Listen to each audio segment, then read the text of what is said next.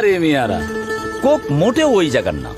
138 বছর ধরে 190টা দেশে লোকে কোক খায়। তুরস্কে খায়, স্পেনে খায়, দুবাইতে খায়, আর ফিলিস্তিনে তো কোকের ফ্যাক্টরি আছে। কি কি কি কি কি আরে বলুন কি? তুরস্কে খায়, স্পেনে খায়, দুবাইতে খায়, আর ফিলিস্তিনে তো কোকের ফ্যাক্টরি আছে।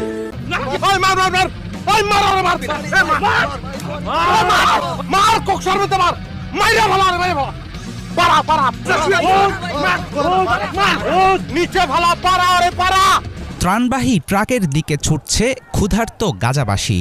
উদ্দেশ্য, যদি পাওয়া যায় একটুখানি আটা ময়দা। মানুষের পাতে খাবার নেই, নেই থাকার ঘর। ক্ষুধার জ্বালায় ঘোড়া গাধার খাবার আর ঘাস লতাপাতা খাচ্ছেন স্থানীয়রা। কখনো লাইন ধরে জোগাড় হচ্ছে একটু চাল ডাল। দুর্ভিক্ষ থেকে আর এক পা দূরে আছে গাজার 23 লাখ বাসিন্দার একটি